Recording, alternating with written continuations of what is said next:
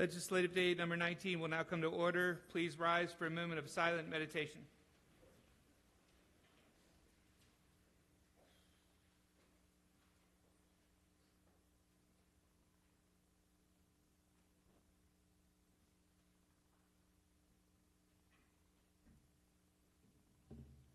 I will now call upon Councilwoman Allman, who will introduce us to the group who will lead us in the Pledge of Allegiance to the flag. Councilwoman Allman. Thank you. We have members of the Baltimore Youth Cycling Team, BYC. If you girls would like to come up, and we'll show you where to stand to do the pledge. Two of them happen to be granddaughters, but you know.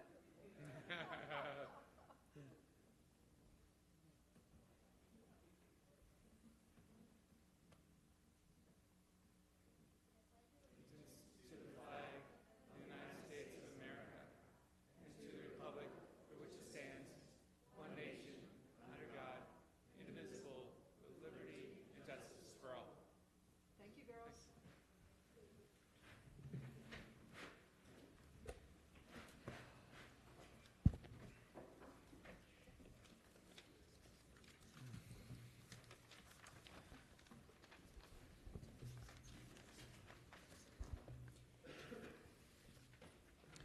Is there a motion to approve the journal for the meeting November 6, 2017? So moved.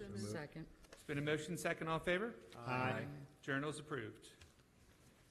Mr. Chair, if I may, Councilman. before you Yes, sir. roll in, I just want to congratulate 3 different state champion teams from the 7th District. Eastern Technical won the, I believe, 2A boys soccer state championship. The Sparrows Point Pointers boys soccer won the 1A state championship over the weekend, and the ladies at Sparrows Point won their 5th straight state championship over the weekend. So I just wanted to get that on the record. Excellent. Thank you, Mr. Chair. You bet. All right, so again, enrollment of bills 58-17, 59-17, 60-17, 61-17, and 62-17 were passed by the council, signed by the executive, and are hereby enrolled. Mr. Secretary, will you now read all bills for introduction, please? Yes, Mr. Chair. Thank you, Mr. Chair. The only bill for introduction this evening is Bill 72-17, sponsored by Mr. Crandall. This is a reintroduction of a bill that was withdrawn earlier, about a month ago, pertaining to parking in the Dundalk Commercial Revitalization District. All right, the council will now consider all bills for final reading and vote. Mr. Secretary, first bill, please. First bill is Bill 6417, current expense budget FEMA fire prevention and safety smoke detectors. And I see we have Chief Price here to testify. And good evening, Chief Price.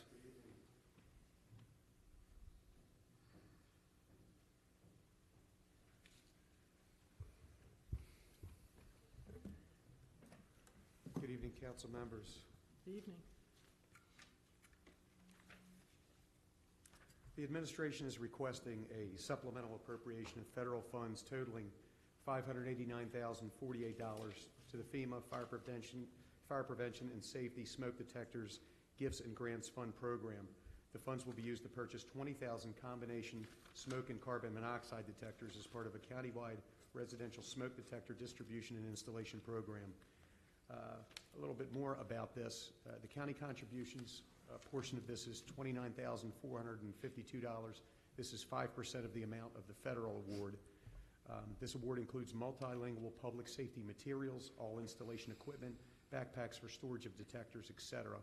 And we estimate an annual cost of approximately $30,000 to $40,000 to continue to support this project beyond 2019, and that's about 1,000 to 1,500 units per year. Data collection is very difficult due to the destruction of smoke detectors during the fire, but it is estimated that in 2016, smoke and heat detectors successfully alerted residents in only less than 25% of home fires. So it's very important to get these detectors out into homes. With this program, all county residents will be eligible to receive the detectors.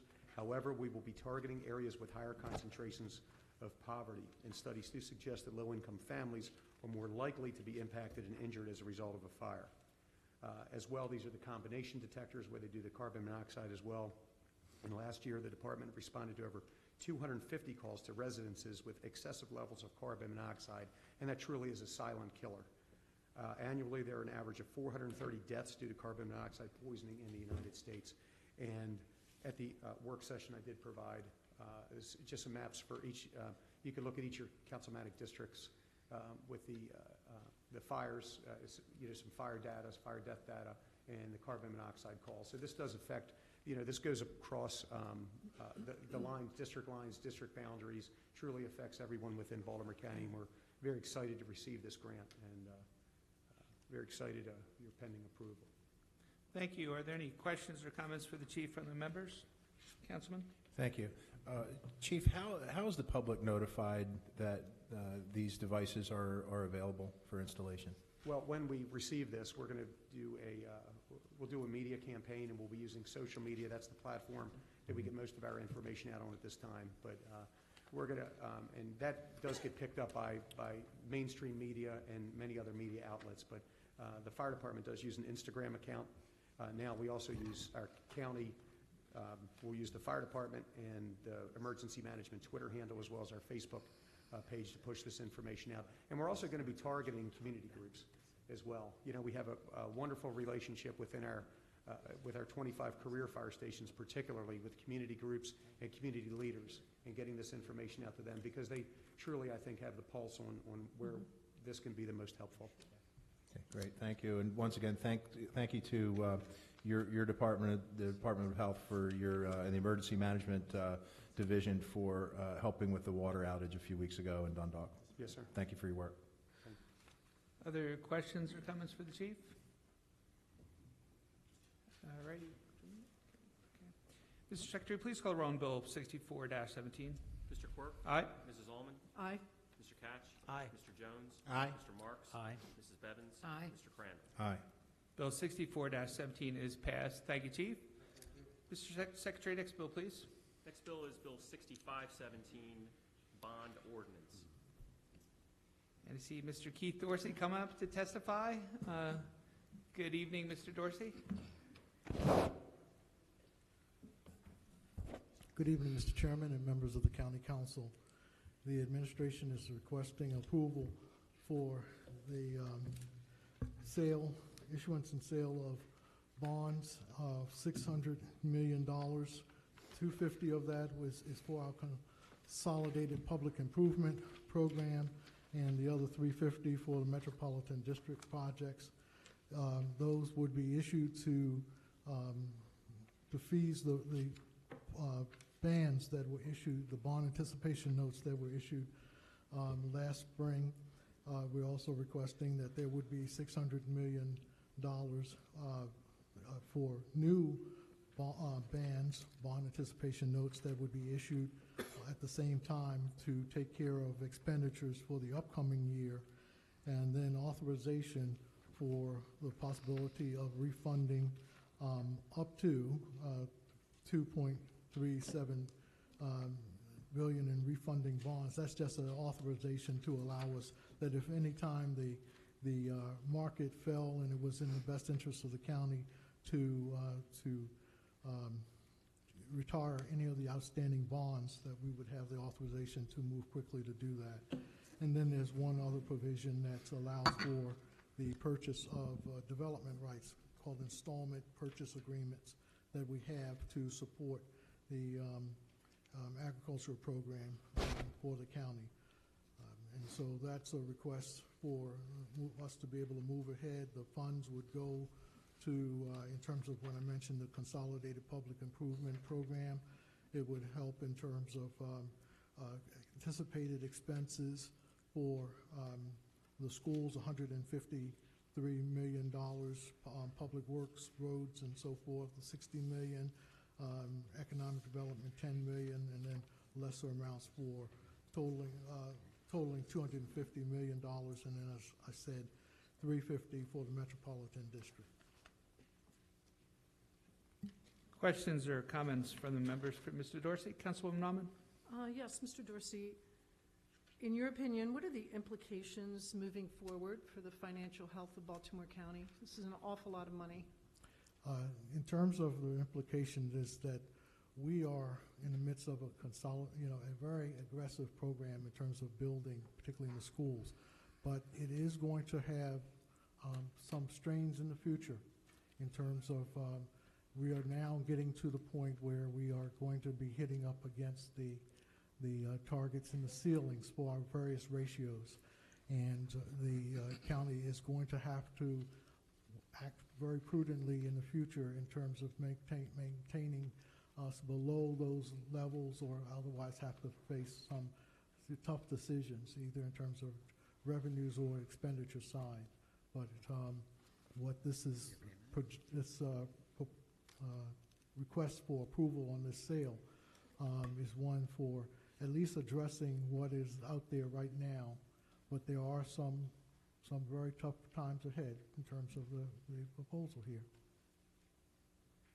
And is this the right time, in your opinion, to do this, to issue these bonds? Yes, we believe it is. When we talk to the rating agencies as to, the whole nature of our building program, right now, the cost of a lot of the construction, a lot of it is pent-up needs that we've had. The cost is low relative to some, historical levels. So this is an effort to try to take advantage of meeting the needs that we have. We have needs certainly in the schools. Everyone's aware of those, but we also have, in terms of our streets, we have some streets that are been deemed in poor condition. We have to fix those streets up. And so we do have a capital program that is trying to take advantage of, before things go up further, oil prices go up, always have an impact on what our building costs are. Labor costs in terms of anticipation of those going up. So in terms of for the best interests of the county, now is a good time for getting this stuff done, getting the work done, and because later on the cost to get it done may be very prohibitive. Mr. Dorsey, I worry that there's a misconception amongst many of our constituents that Baltimore County is in great financial shape. And if that's not the case, which it doesn't sound like it is moving forward, I think there needs to be some transparency moving forward to let people know that, hey, we're coming upon some hard times, that this isn't going to be a walk in the park. Yeah, we try to do that in terms of each year when we present the budget and the budget message. Just a couple of years ago, we had a fund balance that was roughly 20% of revenues. We're now hitting down to what we have as the target minimum, 10%, and that is a level that, in terms of the size of our budget, actually many of the rating places say we should have a little bit more. We try to explain that when people think that we can easily add new things to the budget. Well, we really did stretch to try to get to where we are, try to put what we could into the capital, but there is a limit. And does that 10%, if we were to go below that, does that hurt our bond rating? They would like us to have, they really would like us to have a higher level, but because of our management of how we've handled the budget over the years, they've respected that at 10% level. We say that we don't want to go below there. Of course, there's a 5% level that is by law we can't go below. We don't even want to stay there at that level. But the expectation, they probably would like us to have like a 16, 17% compared to some other AAA. We have a AAA rating. In order to maintain it, they really suggest we try to go higher. But we convince them that we have enough flexibility in our local government to be able to withstand perhaps some very bad economic conditions that we have a track record of being able to manage in tough times. They've accepted the 10% level. Thank you. Other questions from the council? Councilman Marks? Thank you. Mr. Dorsey, in the work session, I brought up the example of how our school construction program seems to be more expensive than other jurisdictions, and I cited an example where a high school was projected to cost $99 million in Harford County, and in Baltimore County, that same school would perhaps cost $120 million. You mentioned you were having discussions with the school system, but can you identify any concrete steps we're taking to make sure we are building these schools in as cost-effective manner as possible? It's the concept of value engineering, in terms of looking at some ways of making sure that you're using your resources, that there are other jurisdictions that have a lower price. We've looked in terms of Montgomery County, in terms of some modular opportunities there. What we do in terms of meeting with the school system, they will prepare their capital budget request and even submit their request to the state. At times, their numbers, they will present some number that is higher. We will talk with them in terms of that's not going to be acceptable. When we get around to actually producing the budget, what we submit on this side, we reflect a budget that is consistent with what we believe is what they should be able to achieve if they consider those things that I mentioned, what's called value engineering, looking at opportunities to, rather than having as much of the flair, go with something more basic in terms of some of the design, try to make use of the concepts that have already been there. They've already built a school that is a school for 700, and that's pretty much what the module is now, that in terms of the anticipation of replacement. You don't need to come from scratch every time, and that saves money in terms of a lot of engineering costs. So they're making some of those efforts, but it's some of those things we continue to work with them on. But we're looking, Montgomery County also has a higher minimum wage than a lot of other jurisdictions. We're looking at neighboring counties as well, right?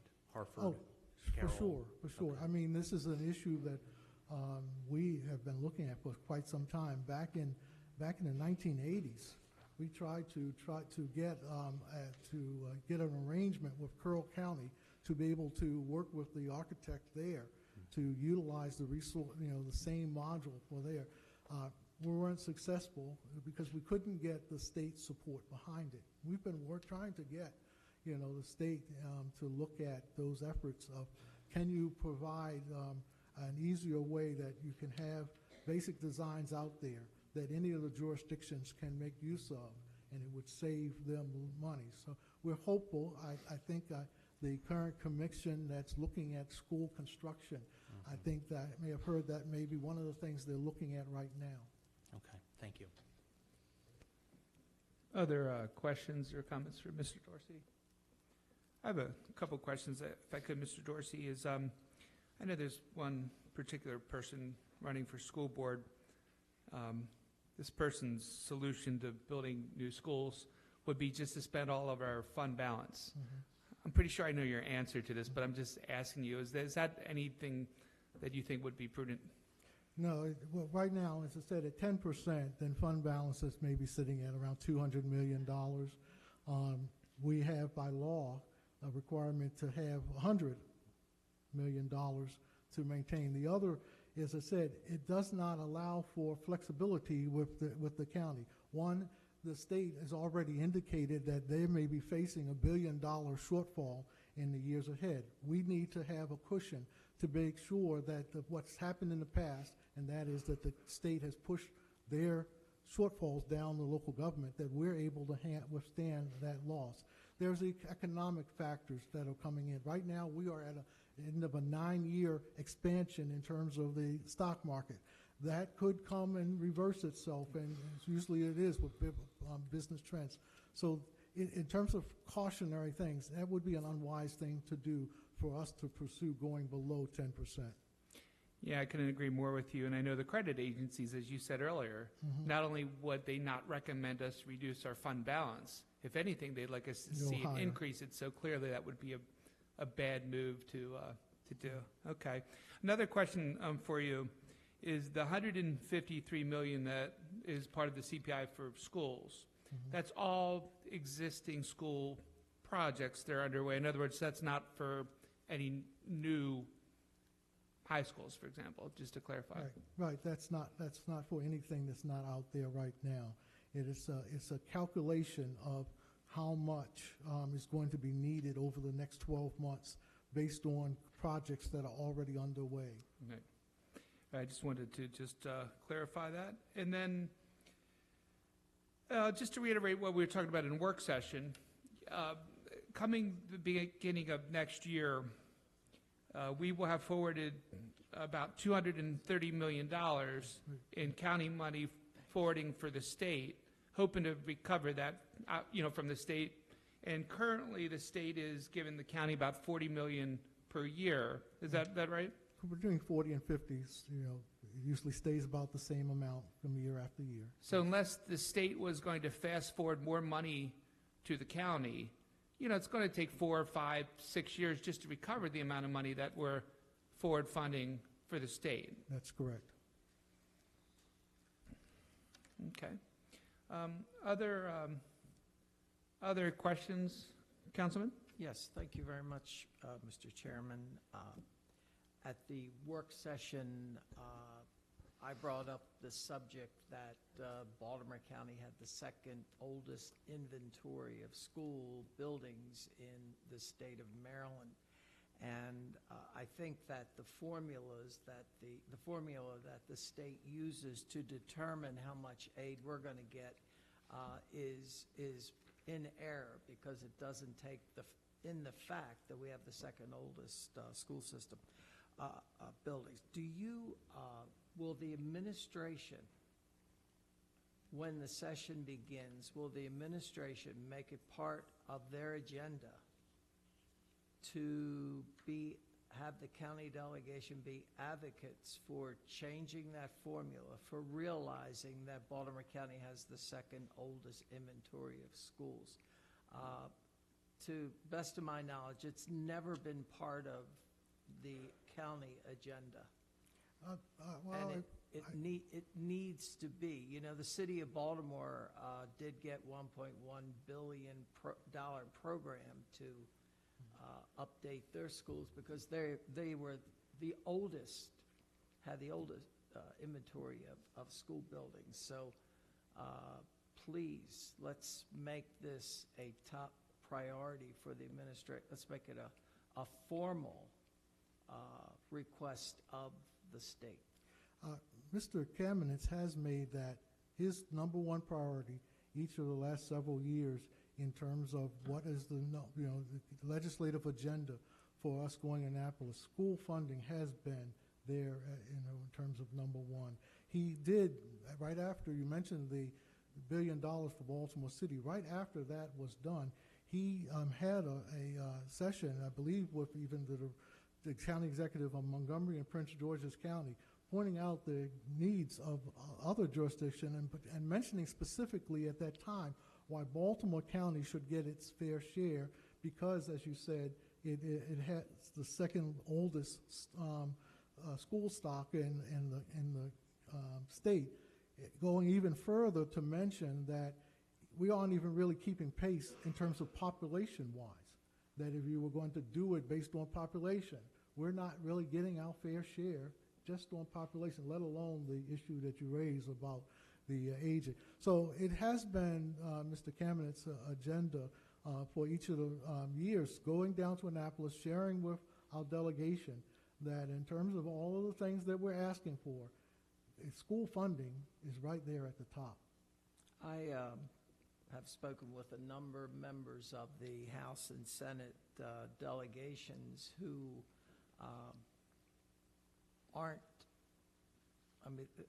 they don't believe that the effort is there to change the formula to get more money for Baltimore County.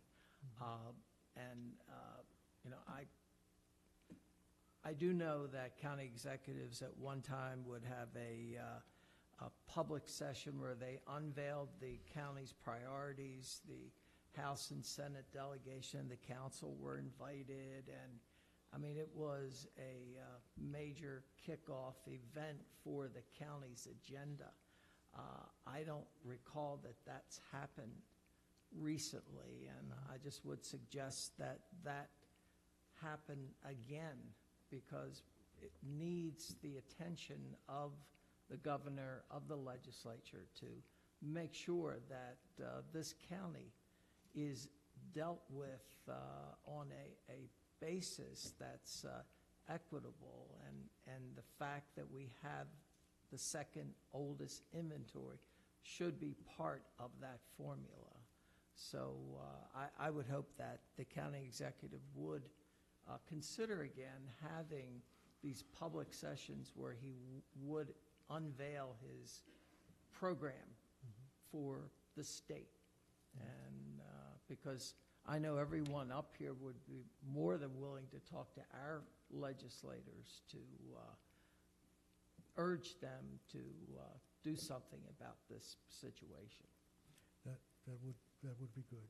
Thank you. And Mr. Dorsey, yeah, I do know the county executive's been advocating that hopefully the formula would be changed. And I guess just for the record, for every dollar of school construction money that's going to Baltimore County Public Schools, currently about 65 cents of that dollar is from the county.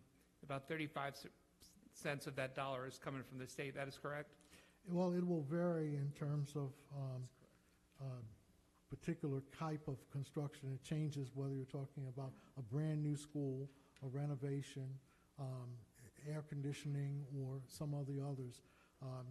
You know, I think you mentioned last time, there's a formula that they say of the replacement, but it doesn't include that we're putting out for the cost of site work, that we're having to pay for the engineering and design. It's not paying for the furniture and equipment that has to go into that, you know, new, and fixtures that have to go into the new building.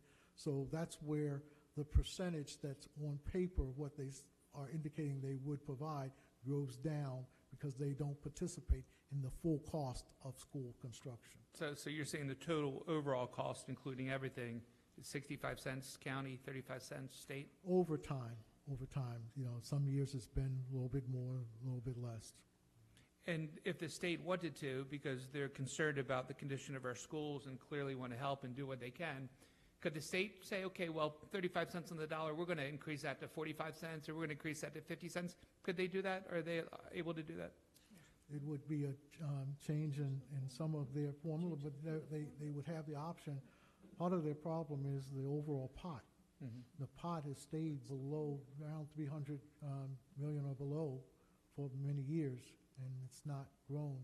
So that would be their difficulty in making that change, is how much have they allocated for school construction overall. Would it require a state bill to actually change the formula so they could go a little higher if they wanted to? I don't, I can't say for certain in terms of what the percent, how that would work in terms of the numbers for that. I can't say for certain. Councilman Couch, when we decided as a state to give more money to the city of Baltimore to fix their schools, was that a state bill? Yes. Okay. Okay, other questions or comments from Mr. Dorsey on this? That was above and beyond the formula. Right, above and beyond, that was a Yeah. specific bill. I think a 10-year program, Was that $1 billion, was it?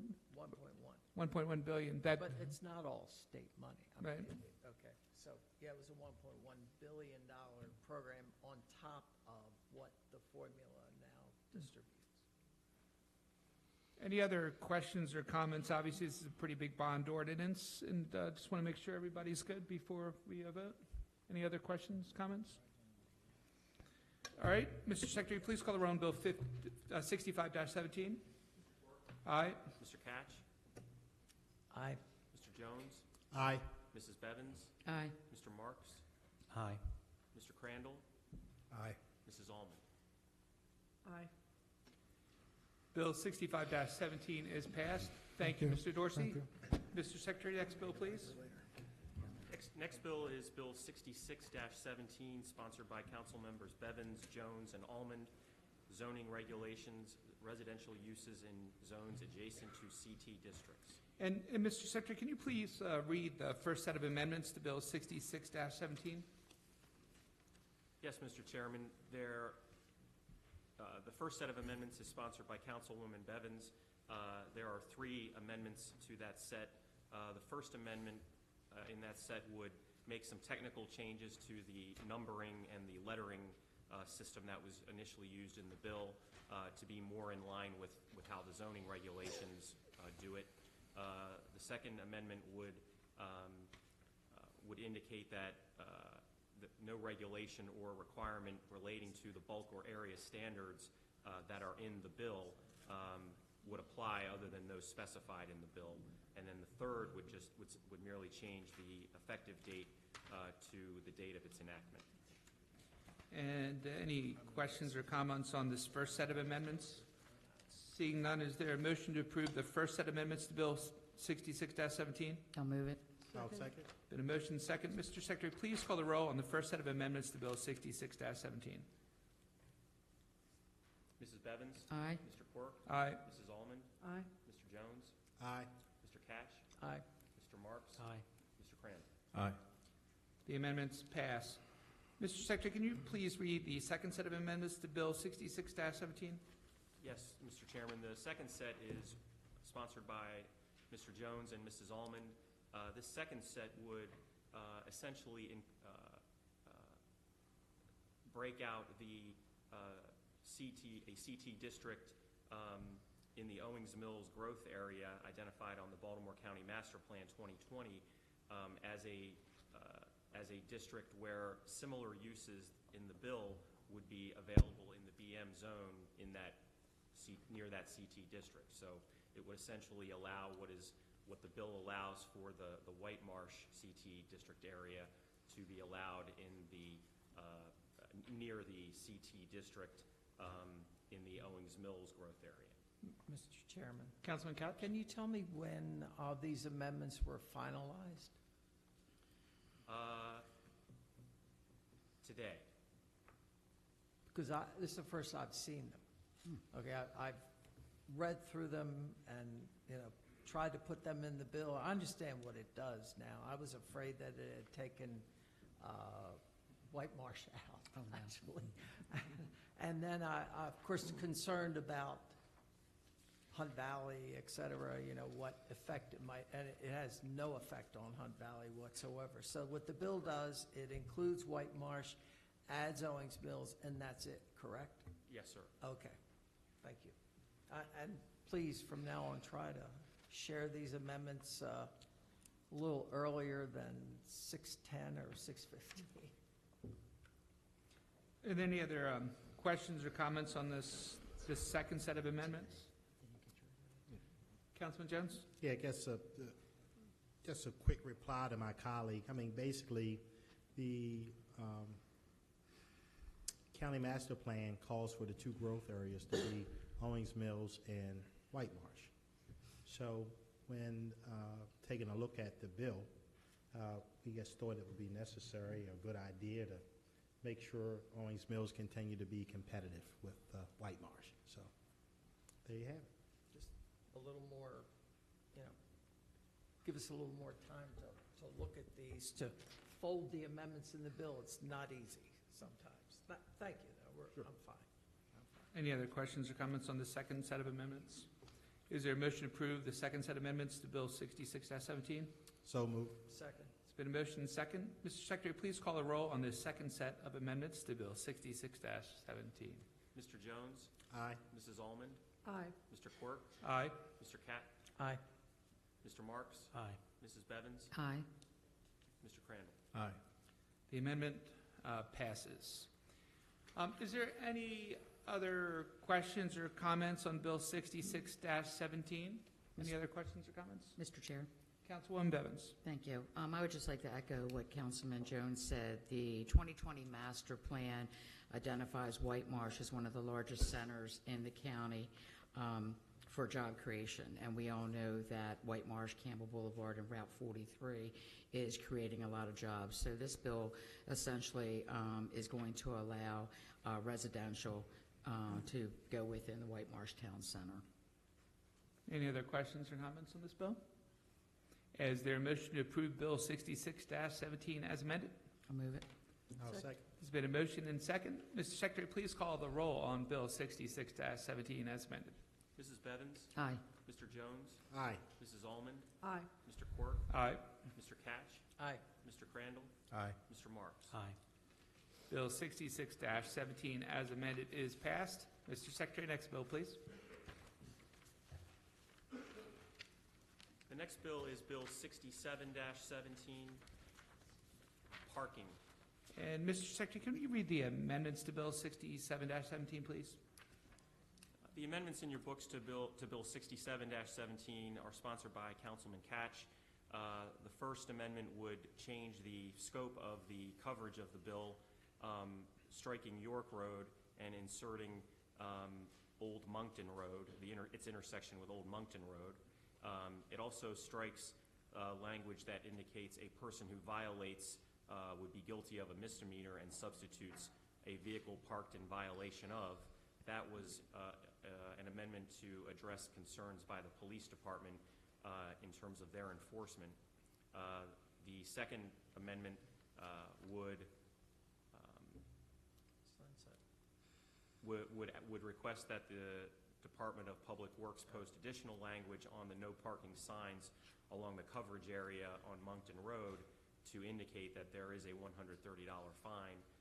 And then the final amendment would allow this bill to expire 2 years after the date of its enactment without further action by the council. And are there any questions or comments on these amendments to Bill 67-17?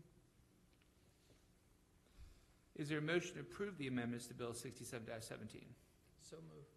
Second? There's been a motion and second. Mr. Secretary, please call the roll on the amendments to Bill 67-17. Mr. Catch? Aye. Mr. Quirk? Aye. Mrs. Allman? Aye. Mrs. Bevins? Aye. Mr. Marks? Aye. Mr. Crandall? Aye. Mr. Jones? Aye. The amendments pass. Does anybody have any questions or comments on Bill 67-17?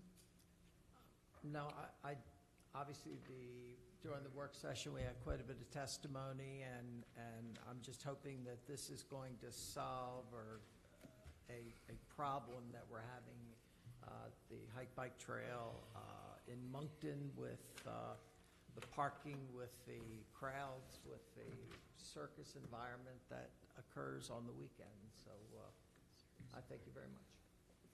And Councilman Katz, I did want to acknowledge and thank you for working with the administration and the community and trying to craft a bill that seems to hopefully do the trick. So saying that, is there a motion to approve Bill 67-17 as amended? So moved. And I'll second it. Mr. Secretary, please call the roll on Bill 67-17 as amended. Mr. Catch? Aye. Mr. Quirk? Aye. Mrs. Bevins? Aye. Mr. Marks? Aye. Mr. Jones? Aye. Mr. Crandall? Aye. Mrs. Allman? Aye. Bill 67-17 as amended is passed. Mr. Secretary, next bill, please. Next bill is Bill 6817, sponsored by Council Members Marks, Bevins, and Quirk. Social host unruly social gatherings. Any Councilman Marks? Thank you, Mr. Chairman. In 2016, the Baltimore County Council passed groundbreaking legislation that holds landlords accountable for the behavior of disruptive tenants in communities near universities. Since then, all the evidence has shown that this program is achieving results. Tonight's bill extends the pilot program until 2022. Our first priority as a county council is to do whatever is needed to preserve the peace of mind and security of our neighbors. It is not just a public safety issue, but also a private property rights issue, since disruptive incidents over many years devalue homes and destabilize whole neighborhoods. I'd like to thank you for your continued support of the social host legislation. I'd like to thank our state's attorney for his testimony, the county executive and the chief of police for their support, and all the community leaders who spoke on behalf of this bill. And Councilman Marks, I do want to acknowledge your leadership on this issue. I remember when this bill first was discussed, and there was a lot of trepidation, a lot of concerns, and there were some people that were pretty rough with this legislation, let's just say that. And so it was pretty courageous to introduce this, and I do want to say that this is a bill that's been working. I mean, this is definitely, we have a little bit of arbutus in here, and we get very positive comments from not only UMBC, but from the community residents, and this bill does seem to be working, so I did want to acknowledge that. And also, of course, I know Councilman Marks mentioned a lot of the community leaders, and I know Paul Hartman's in the audience today. I know he was really strongly working with Councilman Marks on this, and sometimes we jokingly call Mr. Hartman the 8th council member, so it's good to see you here, Mr. Hartman.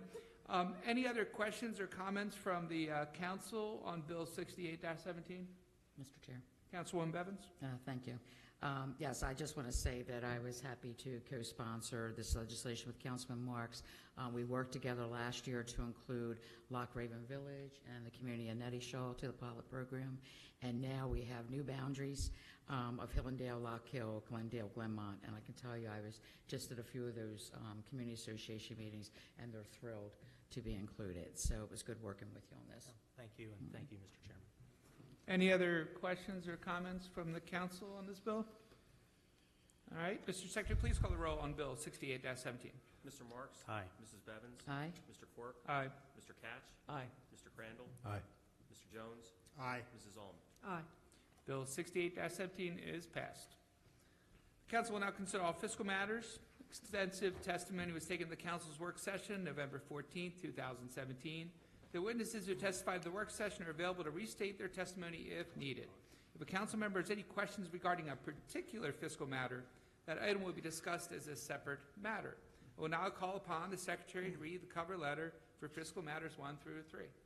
Fiscal Matter 1 is a contract with PPS Contracting Incorporated for the elevation of residential structure above flood limit at 838 Seneca Park Road.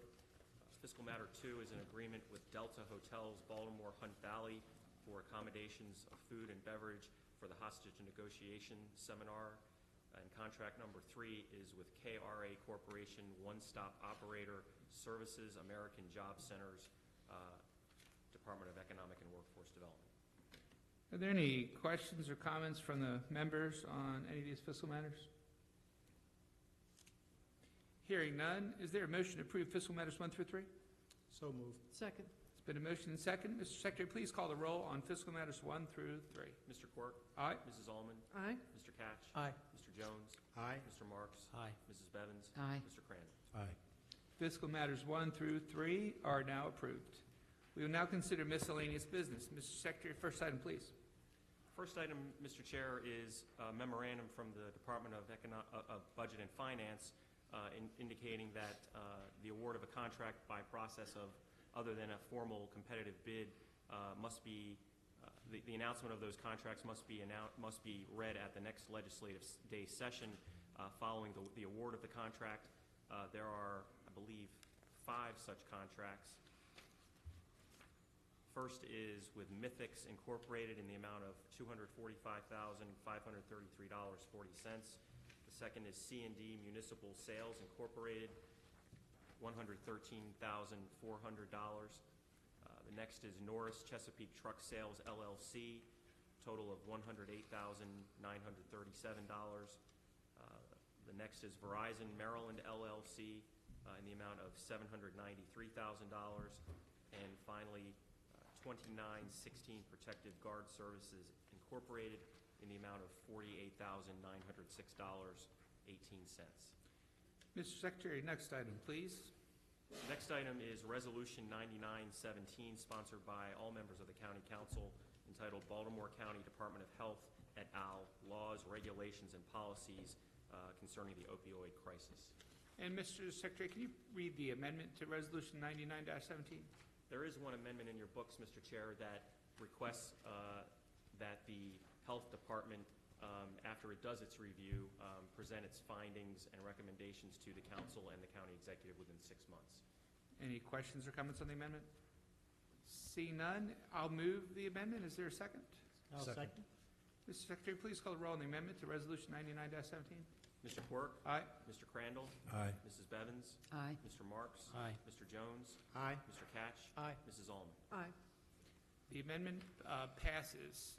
And I wanted to start out and talk a little bit about Resolution 99-17, then open up to my colleagues.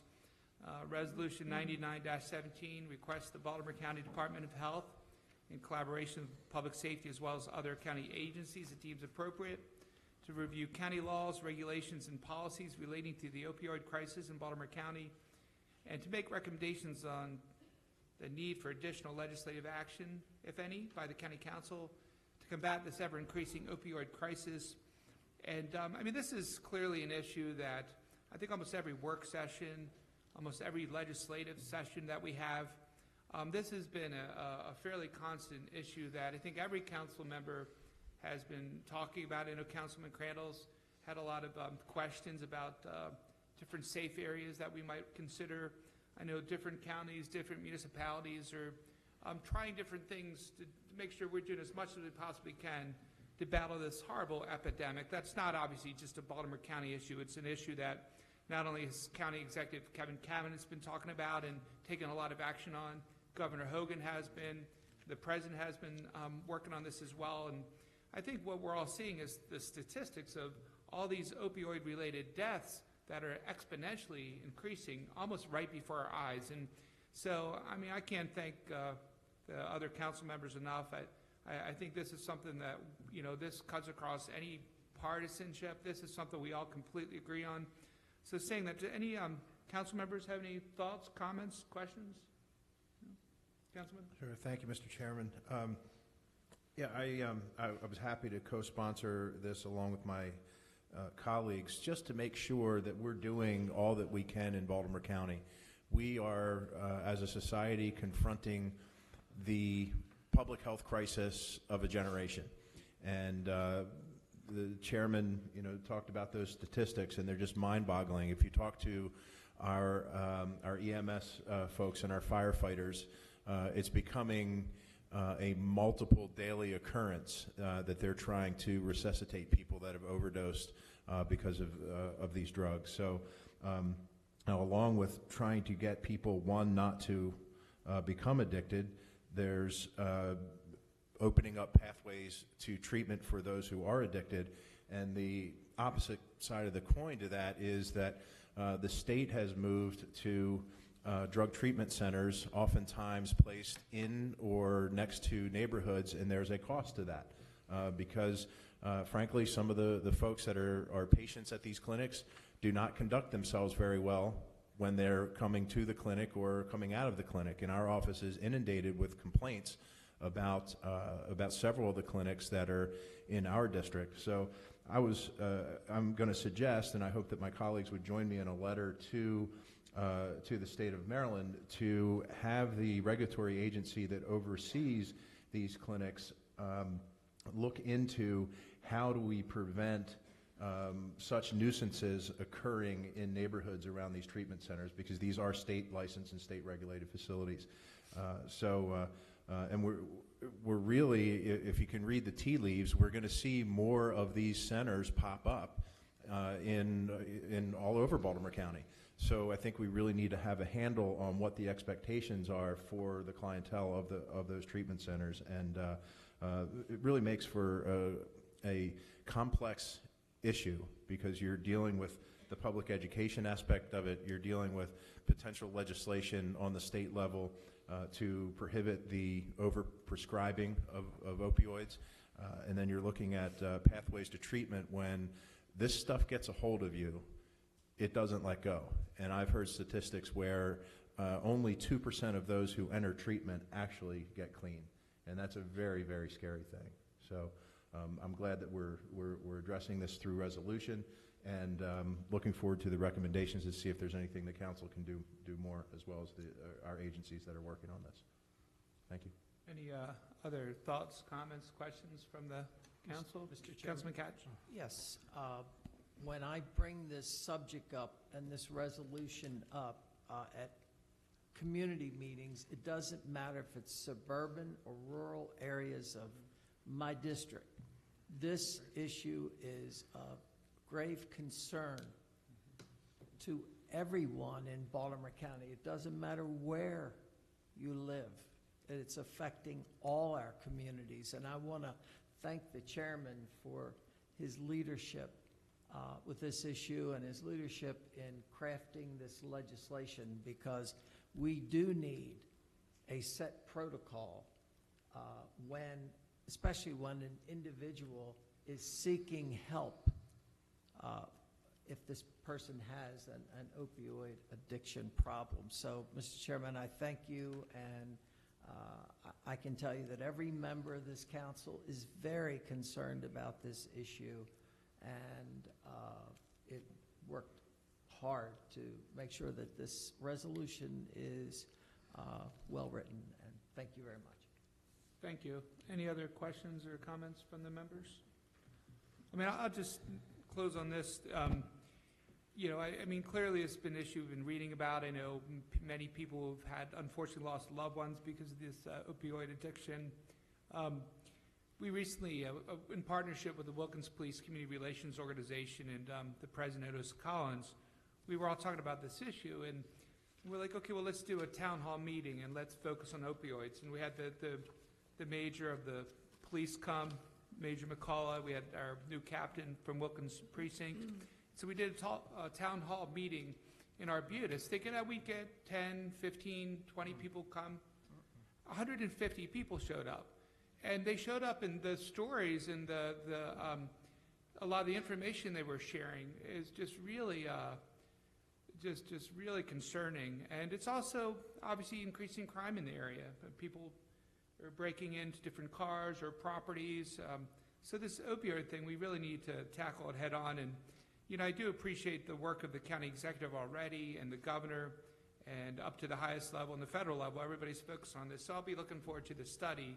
You're working, of course, with Dr. Branch as well. And so I would move to approve Resolution 99-17 as amended. Is there Second. Okay, motion and second. Mr. Secretary, please call the roll on Resolution 99-17 as amended. Aye. Aye. Aye. Aye. Aye. Aye. Aye. Resolution 99-17 as amended is passed. Mr. Secretary, next item, please. Next item is Resolution 117. This is a resolution to authorize the refund of property taxes collected from Jaime Enriquez, who is entitled to an exemption by reason of the exemption afforded disabled veterans under state law. Thank you. It is my honor to move Resolution 100-17. Second. It's been a motion and second. Mr. Secretary, please call the roll on Resolution 100-17. Aye. Aye. Aye. Aye. Aye. Aye. Aye. Resolution 100-17 is passed. Mr. Secretary, next item, please. Resolution 10117 is a resolution sponsored by Mr. Catch to approve the refund of property taxes collected from David Moreno, who is entitled to an exemption afforded disabled veterans under state law. Mr. Chairman, it's my honor to move Resolution 101-17. And I'll second. Mr. Secretary, please call the roll on Resolution 101-17. Aye. Aye. Aye. Aye. Aye. Aye. Aye. Resolution 101-17 is passed. Mr. Secretary, next item, please. Next item is Resolution 10217, sponsored by Mr. Catch, to approve the refund of property taxes collected from Phyllis.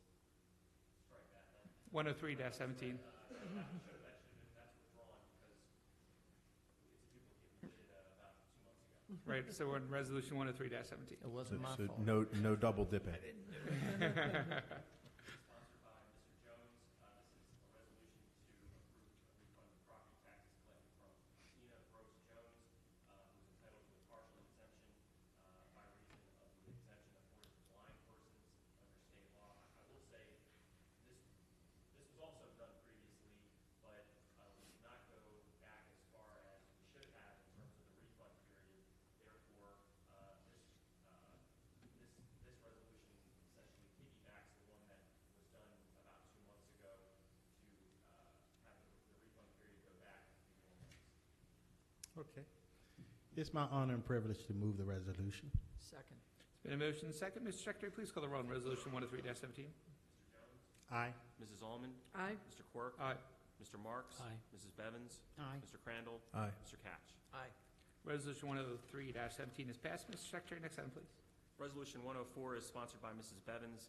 It's a resolution to refund property taxes collected from William Winkler Jr., who is entitled to an exemption by reason of the exemption afforded disabled veterans under state law. I'm honored to move that. And I'll second it. Mr. Secretary, please call the roll on Resolution 104-17. Mrs. Bevins? Aye. Mr. Quirk? Aye. Mr. Crandall? Aye. Mr. Marks? Aye. Mr. Jones? Aye. Mr. Catch? Aye. Mrs. Allman? Aye. Resolution 104-17 is passed. Mr. Secretary, next item, please. Resolution 105-17 is sponsored by Mr. Jones and is a resolution to refund, to authorize the refund of property taxes collected from James Brookins, who was entitled to a partial exemption from state and county real property taxes by reason of the exemption afforded blind persons under state law. My honor and privilege to move the resolution. A second. A motion and second. Mr. Secretary, please call the roll on Resolution 105-17. Mr. Jones? Aye. Mr. Quirk? Aye. Mrs. Allman? Aye. Mrs. Bevins? Aye. Mr. Crandall? Aye. Mr. Marks? Aye. Mr. Catch? Aye. Resolution 105-17 is passed. Mr. Secretary, next item, please. Resolution 10617 is also sponsored by Mr. Jones and is a resolution to approve the refund of property taxes collected from Leon H. Carr III, who is entitled to an exemption by reason of the exemption afforded disabled veterans under state law. Again, it is my honor and privilege to move the resolution. Second. Mr. Secretary, please call the roll on Resolution 106-17. Mr. Jones? Aye. Mr. Quirk? Aye. Mr. Crandall? Aye. Mrs. Allman? Aye. Mr. Catch? Aye. Mrs. Bevins? Aye. Mr. Marks? Aye. Resolution 106-17 is passed. Mr. Secretary, next item, please. Resolution 107-17 is sponsored by Mrs. Bevins. This is a resolution to approve the refund of property taxes collected from Brian W. Kammer, who is entitled to an exemption afforded disabled veterans under state law. I'm honored to move that. Second? Mr. Secretary, please call the roll on Resolution 107-17. Mrs. Bevins? Aye. Mr. Quirk? Aye. Mrs. Allman? Aye. Mr. Catch? Aye. Mr. Jones? Aye. Mr. Marks? Aye. Mr. Crandall? Aye. Resolution 107-17 is passed. Mr. Secretary, next item, please. Resolution 108-17 is sponsored by Mr. Crandall and is a resolution to approve the refund of property taxes collected from Dennis P. Cash, who is entitled to an exemption afforded disabled veterans under state law. I happen to know Mr. Cash personally, and he served his country with honor and dignity, so I'm honored to move the resolution. I'll second. There's been a motion and second. Mr. Secretary, please call the roll on Resolution 108-17. Mr. Crandall? Aye. Mr. Quirk? Aye. Mrs. Allman? Aye. Mrs. Bevins? Aye. Mr. Catch? Aye. Mr. Jones? Aye. Mr. Marks? Aye. Resolution 108-17 is passed. Mr. Secretary, next item, please. Next item is an appointment of Mrs. Allman to the Baltimore County Board of Appeals, Ms. Deborah C. Dopkin. Thank you, Councilwoman Mr. Almond? Thank you, Mr. Chair. I believe that Ms. Dopkin is here this evening, if you'd like to come forward. It is my honor and privilege to move that we appoint Deborah Dopkin to the Board of Appeals. Thank you so much for offering to do this. It's just a great thing, and we're very, very happy to have you. Hopefully, we'll vote you in tonight. So I'll move the appointment. I'll second. Been a motion and second, and also I think Ms. Dopkin, we're all really glad to see you here, and we're really glad to see your service with the County Board of Appeals. Any other comments before we call the roll on the appointment? All right, Mr. Secretary, please call the roll on the appointment. Mrs. Allman? Aye. Mr. Quirk? Aye. Mrs. Bevins? Aye. Mr. Catch? Aye. Mr. Crandall? Aye. Mr. Marks? Aye. Mr. Jones? Aye. The appointment is approved. Congratulations, Ms. Dopkin. Thank you. Thank you. Thank you for your upcoming service, Ms. Dopkin. We appreciate it. And thank you. And Mr. Secretary, next item, please. The next item is Resolution 109-17. This is designation Sparrows Point Development District for introduction only this evening. And Mr. Secretary, is there any farther business to come before the council? There is no further business, Mr. Chairman. All right, well, is there a motion to adjourn the meeting? So moved? And is there a second? Motion and second, all in favor? Aye. Meeting is adjourned. As is customary, anyone who signed up prior to the meeting with the Secretary is allowed up to 3 minutes to speak. Mr. Secretary, are there any speakers signed up for this evening? We do have some speakers. Councilman Marks, do you want to? Yeah, I apologize. I'm going to have to leave. I have a town hall meeting in Perry Hall at 7:30. Anyone is free to speak to me. I'll return your phone calls. Be glad to talk to you. I apologize. I have to step out. Thank you. All righty. Thank you, Councilman Marks. And we do have 6 speakers, Mr. Chair. Thank you. We have 6 speakers, and each speaker is allowed up to 3 minutes to speak. There's a clock over, you'll see right here. And then, of course, you want to come over to this chair and the microphone. So what will happen is I'll call your name, and then I'll call the second runner up. And then so whoever's going to be the second speaker, just come close so we can move this right along.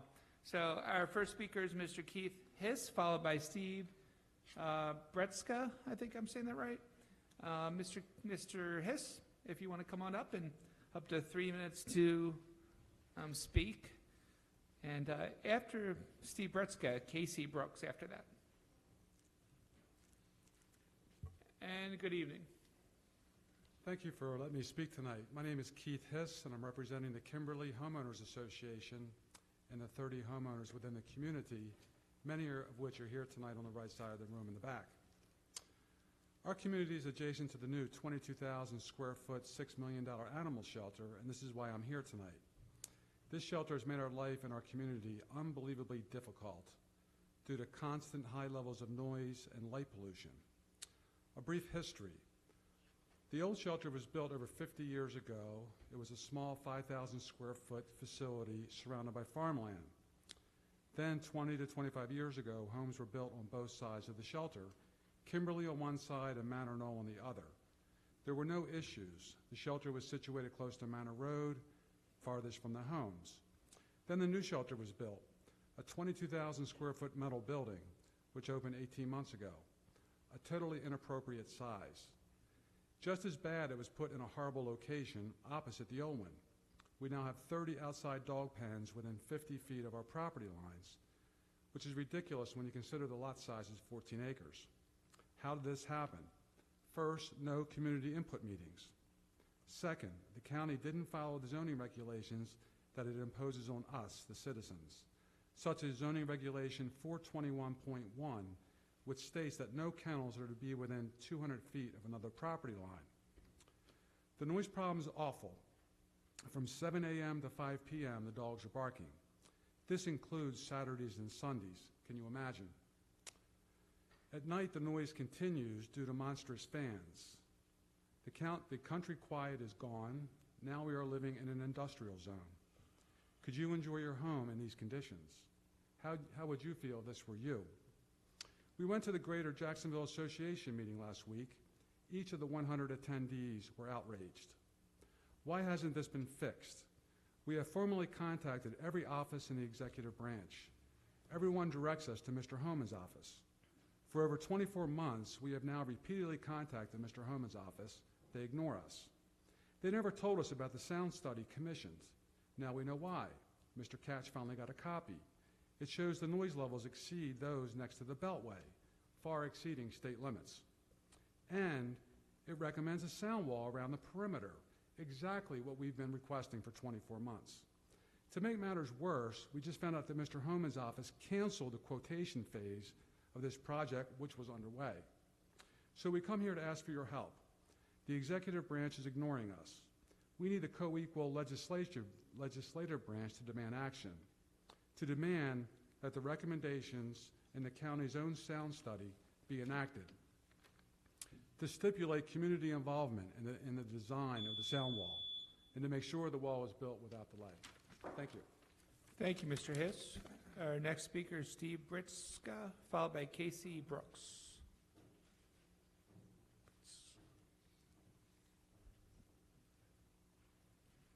Good evening. Thank you for coming in. Thank you for the opportunity to speak to you. My name is Steve Bretzka, and I'm also a homeowner in the Kimberly Farms neighborhood.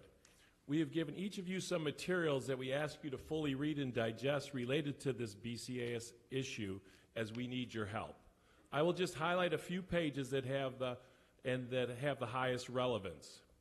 Tab 1 is a letter written to County Executive Kamenetz in May after we received a county-sponsored report that shows clear violation of the Maryland state law regarding noise levels. In summary, our ask was to have the county construct a barrier wall with acoustical panels to meet the state law at our property lines, along with getting the lighting changed from being constantly on to security lighting. Tab 2 provides a summary of our association's history with the county executive's office. There's nothing that I will highlight, but encourage you to read it and take a walk in our shoes as frustrated Baltimore County citizens. Tab 3 is the most important document in this packet. It is a county-sponsored report. Let me repeat, a county-sponsored report that validates all of our prior complaints related to the noise emanating from the BCAS facility. On tab 3A, the first yellow highlighted area on the page clearly states that the noise at the BCAS with dogs outdoors exceeds the noise code by as much as 15 decibels. The decibel scale is logarithmic and means that the noise is approximately 15 times the sound intensity and 3 times the perceived loudness versus the limits of the law. At the bottom of the page are recommendations made by the acoustical engineer, which includes constructing a barrier wall with acoustical panels, which is congruent with our numerous requests to the county executive's office. On the back of that page in tab 3B, the highlighted section shows that there was a project underway to determine the specifications of a barrier wall. Curiously, when we requested a copy of the report through the Maryland Public Information Act, we were told that the report was canceled, even though it showed on that page that it was already underway. We do not understand why it was canceled. Tab 4 contains a report we submitted to the county 18 months ago through Arnold Jablon, and it draws the same conclusions as the report the county contracted for in tab 3. We believe the county report was done because they did not believe our results. Tab 5 is also important and shows that there was actually a sound wall project underway in February 2017, but it was canceled. We received this information also through an MPIA request. To us, it shows the county knows it has a legal obligation, but somehow stopped short again. Tab 6 shows the organization chart of the county with the citizens at the top. We are amazed by this because we can't even get a call from anybody with authority in the county executive's office. Our ask is for this group to get this known and acknowledged law violation remedied per our recommendations, and 2, assign someone from the council to be on point to consistently communicate with us. Thank you. Thank you. Next speaker is Casey Brooks, followed by Carmita Vogel.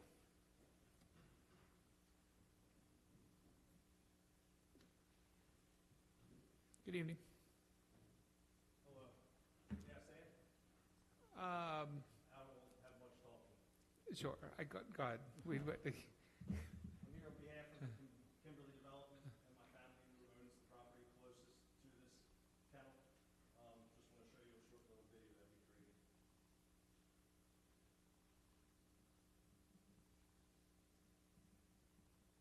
This is pulling into their driveway. This is your average, I believe, Sunday afternoon.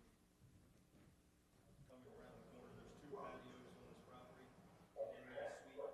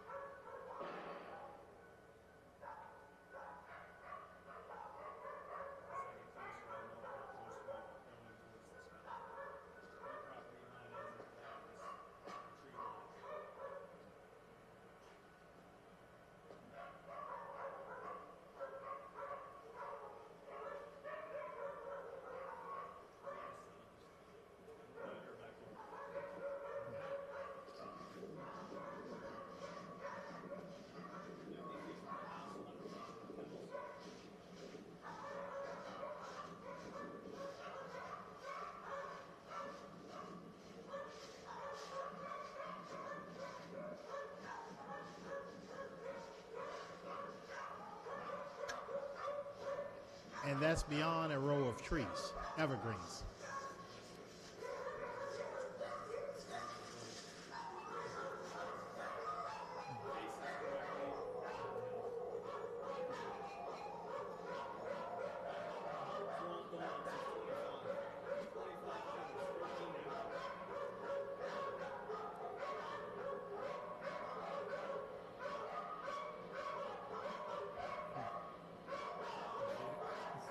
I'm like, can you turn the speaker down? You know, just joking, just joking. Yep.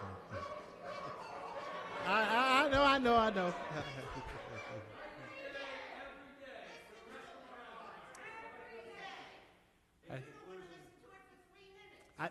I was. 7 days a week, 6:30 a.m.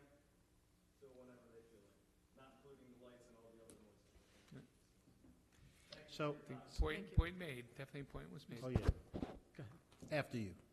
Okay. Councilman Katz? I first want to thank the Kimberly Association for coming this evening. I have visited and met with the neighbors in the area, and in fact, one of the times I went there, I got kicked out of the animal shelter, but we won't go into that. But you realize that the noise level is measured by the county at 75 decibels. And if you take a look at the chart as to what that's equal to, it's equal to a orchestra in a small chamber. And that is just plain unacceptable. You would not believe the difficulty we had getting the county's study. I don't think it's unreasonable. In fact, I believe that Mr. Homan has an obligation to meet with the community and to explain exactly why this particular project was canceled in February of this year, 2017. People in neighborhoods should not have to live this way with the dogs barking and this noise level for most of the day, most of the daylight. It's just unacceptable. There's no question about it. And I could see the looks on the faces of the council members, and I do plan to discuss this at our lunch next week. And this issue brings to light one of the biggest problems that this county has, and that is land that the county owns. The county's attitude is we can basically do anything with it we want. We don't have to have a public hearing. We don't have to have an informational meeting. We don't have to take public input. This is publicly owned land. It's owned by the people of Baltimore County, not the county government. And the people have every right to know what's going to happen to their property, especially when it's going to have such a negative effect on their communities. Can you imagine putting your house on the market and having some interested party coming to see the house, and all they hear are barking dogs, barking dogs, barking dogs? And you can be sure that your house is not going to sell. There's just no question about it. So I ask, please, that, Donna, that we can meet with Mr. Homan, and let's get this issue resolved so that the people of Kimberly can live in peace. I'd appreciate it. Thank you. You know, I think we paid $8 million for the animal shelter. Is that right? Is that right? Somewhere around $8 million? That's correct, yeah. So I'm just curious myself, how much more would the wall cost? $200,000. Less than 300,000? You're not even supposed to be talking about 300,000. Let me say this. Oftentimes, no matter what happens, if you build a gas station, a telephone booth, whatever, everyone screams it's going to hurt their property value. Here's an example that you guess it is absolutely clear that it hurts your property value. It is no way I would be interested in purchasing a home, although it's a beautiful patio. And it should be noted for people that could not see the video, this is being recorded behind a row of full-grown evergreens. So there is some barrier there, but it's just not doing enough. I mean, here's a classic example of that would certainly hurt your property value if you were trying to sell it and people heard that. And I would encourage the administration, and I'll help Councilman Catch in any way I can, that we look into what it would cost to install that sound wall. I think that's the least we can do. All righty. Our next speaker is Carmita Vogel, followed by Victoria Rupenthal. Sure, absolutely. Absolutely. Victoria? Emily Wolford. All right, Emily, come on up.